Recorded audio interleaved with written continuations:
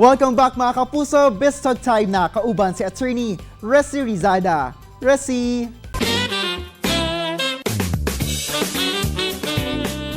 Thanks, Angel! Maayong buntag mga kapuso ug welcome to Best Talk. Karong buntaga atong makauban walay lain kundi ang kapuso actor James Blanco. Maayong buntag James ug welcome sa At Home with GMA Regional TV. Kumusta ka na and of course your family?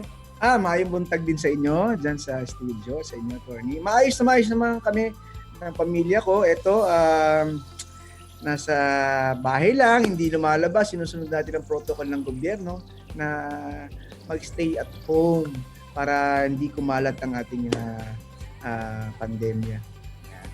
Yan, it's good to know that your family is safe and well ngayong panahon na to. But you know, as difficult as this time is, it does present us an opportunity to do things differently. Tanong namin sa iyo, meron ka bang mga binago sa iyong daily routine or daily life ngayon? Medyo marami na bago sa aking araw-araw na routine. Pagpunta sa gym, dati regularly 4 times a week nasa gym ako. Ayan, hindi ko nang nagagawa. Ngayon, ang ginawa ko dito na lang sa bahay. Yan ang mga ginagawa ko ngayon. Yun nga parang kamakailan lang, nag-trending yung Instagram post na pinakita mo ngayong chiseled abs. Ano ba ang sikreto ng iyong ripped six-pack, Sir James? Actually, wala naman sikreto sa sikreto lang siguro talaga disiplina. Kahit naman na tayo nasa ganitong situation tayo ngayon, dapat kasi may disiplina pa rin tayo Siyempre, yung unang-una na dyan, yung pagkain. Diba? So, itong panahon kasi na to, ito yung mga panahon na parang ginagawa tayong tamad. Diba? So, dapat iset pa rin natin yung pag-iisip natin na ito isang pandemic lang, pero pwede pa din tayo mag-ensayo sa loob ng ating tahanan. Mag-workout ka din, Sir James? Paano do you work out din ba with your family? Or ano yung mga bonding activities mo naman kasama yung mga anak and of course your wife?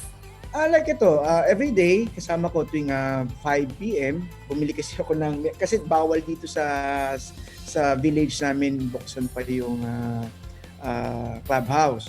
So, ginawa ko, nagtayo ako ng half court dito sa may front ng bahay ko. So, every day, kasama ko naglalaro yung dalawa kong binata na yung dalawa kong anak So, tatlo kasi, sa bunso ko, babae. So, yung dalawa kong anak is binata na. How has the quarantine life naman strengthened your relationship as a family? Ngayon, mas meron kaming bonding kasi mas everyday, tapos pagkagising mo, sabay-sabay kayo nag-breakfast, lunch, dinner. So, mas maraming kaming topic na napag-uusapan. So, yung mga dati na hindi namin napag-uusapan kasi busy rin sa taping, busy rin yung wife ko sa office. Ngayon, mas maraming mga conversation kami ng mga bata na nasi-sharing and mas nakikilala ko ngayon lalo yung mga bata. Paano po kung isang araw tatanungin nila kayo kung they're showing their interest na mag-showbiz? Would you say yes or no? Definitely yes. Kasi alam mo, napakasarap ng naging buhay ko sa industriya. Siyempre, ang unang-una dyan, kailangan muna nila ang gaya nga sinabi ko. Kasi ako, hindi ko natapos yung pag-aaral ko Hanggang 3rd year college lang ako.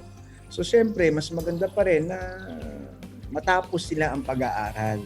Iba pa rin kasi ang may nahawakan kang diploma o degree, diba, mas maganda yun So, ako naman na kung ano yung gusto ng mga anak ko, nandito lang ako bilang tatay para kami mag-asawa, para supportan yung kanilang dream. Thank you very much, Sir James, for your time ngayong umaga. Maraming salamat. Salamat.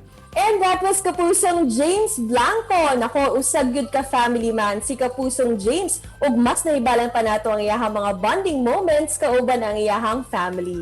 Busa tutok lang mga kapuso, kay mobalik pa ang At Home with GMA Regional TV.